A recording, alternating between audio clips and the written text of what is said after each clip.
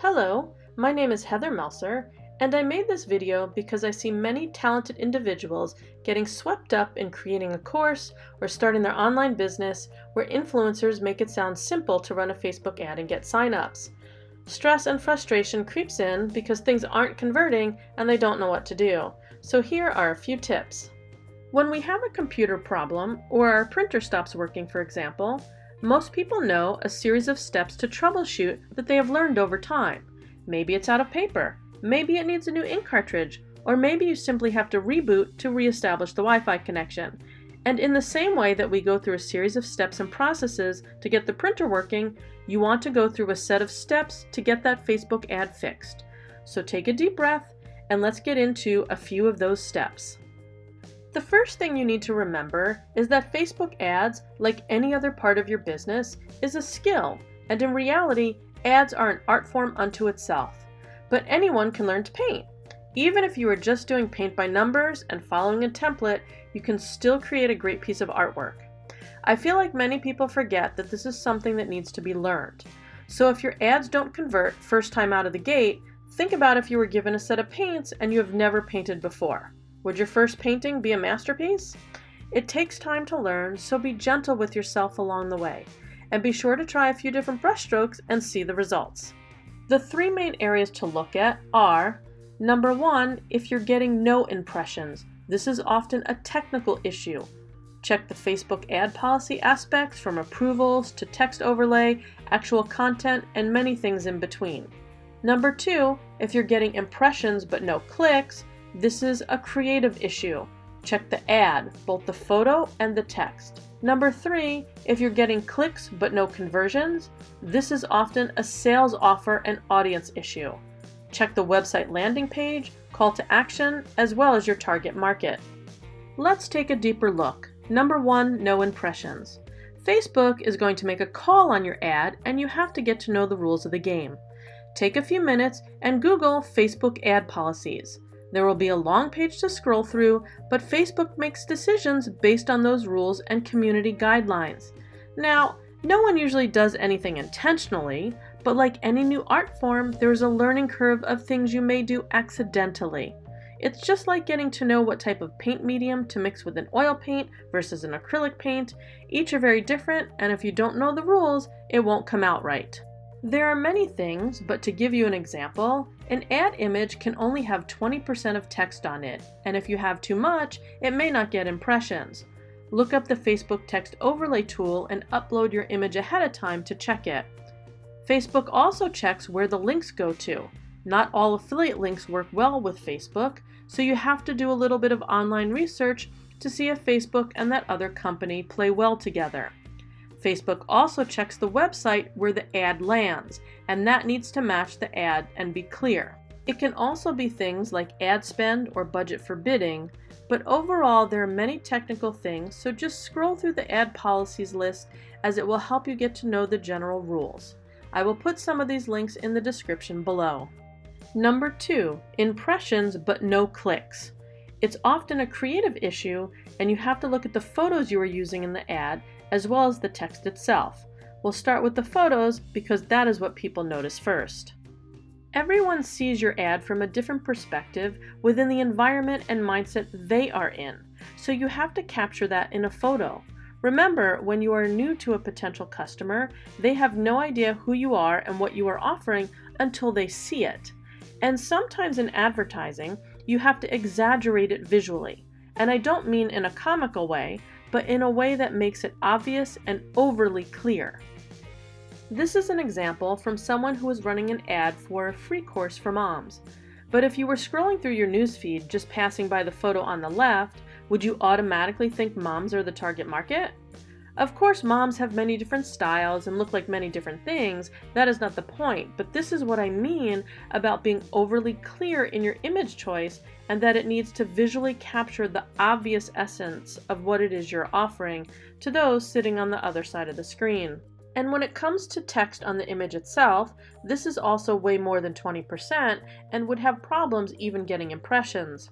I'm personally a fan of having one succinct line or slogan that captures the highlight of your offer when doing an image ad. Video ads can also be very effective, but it's important to make sure the video image itself and what you are talking about captures the essence as well. You have a few key places to make an impact. One thing to keep in mind is that the primary text area at the top, only the first few lines are visible, and then there's that read more note. So right away you want to capture the essence of what your offer is, that pain point and solution of expertise of what you have to offer. The ad headline area and description at the bottom can be a good place to reinforce the highlight of your offer.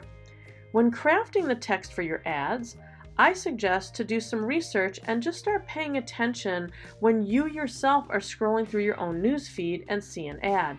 Start to notice what stops you and where your eye goes in terms of the text and what grabs your attention. Number 3, clicks but no sales. Your ad is getting impressions, people are intrigued enough to click for more, but if you are not getting sales or conversions, you need to look at your actual website design and landing pages, as well as your actual ad offer and the link between the two. Your ad needs to go right to the direct page where your offer is, and it needs to be crystal clear right from the get-go. This is what landing pages are for. Don't simply send someone to the homepage of your website unless your offer is clearly right at the top. I have seen people try to run ads for their overall business, but that doesn't always work as well as having a clear page and call to action. You also need to make sure the offer is a good offer that your audience actually wants. Be sure to do some beta testing of the product or service if it's new, get some feedback on wording for your landing page, and make sure you are targeting the right audience. Your ad and offer also needs to speak to your target market. This is another reason that conversions sometimes may be off. If you have nailed down your website pages and offer, next, spend some time looking at your ad insights and statistics and work on adjusting your audience to get better results. It's important to get clear on who your potential market is and make sure it is well defined when setting up your ads by adding demographics and interests to your audience set. I see too many people who start out saying their market is everyone or all women ages 30 and up. That's not a target market, that's the whole board. You need to find the right groups of people to really focus in on in order to hit the bullseye and get the conversions. This does take some testing and time, and it can be helpful to run multiple versions of an ad targeting different audiences to find out what works best. When it comes to time, you have approximately 6 seconds to capture a new website visitor's attention before they start to lose interest and click away. So when people make the jump from your ad to your website, you have to capture their attention very quickly. Be sure to make it easy to navigate and find the information about you, your brand, and your offer. Also, the number 6 has been floating around for decades in advertising. Before the modern-day internet, research used to say it takes 6 times of people seeing something before they take action. And while that duration may be a little shorter with direct social media, think about yourself. Do you buy the product for every ad that you see the very first time you see it? Most of us don't. That's why we need to run ads over time, not just one ad one day. This can be why one-off ads don't always work, like a last-minute holiday sale or a one-time promotion out of the blue. People tend to shop around, get to know the brands and people they are buying from.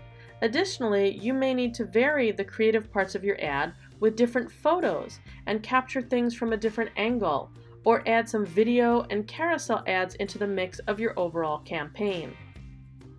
A few last thoughts. First, just breathe.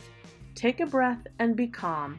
The ads will begin to flow, you just have to take it one step at a time. And it never hurts to do some meditating and healing to clear out any negative belief systems that may be holding you back.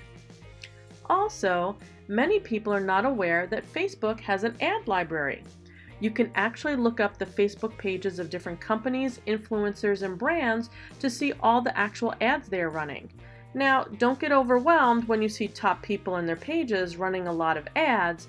This is just a good tool to see ad formats and some of the latest trends, as social media is always changing. And finally, just like they say on the shampoo bottle, lather, rinse, repeat, it's the same for Facebook ads. You have to always be testing your ads to find out what works. So you want to run your ad, look at your insights, learn from those insights, and then adjust and run your ad again. Thank you for watching. While I don't handle Facebook ads for a living, I do have a long-standing background in marketing and utilize these concepts in the many parts of my own businesses and enjoy being of service to others and sharing my skills. If you would like to learn more about some of the other fields I'm in, please feel free to visit my website at harmonyinmotion.com. Thank you so much and have a wonderful day.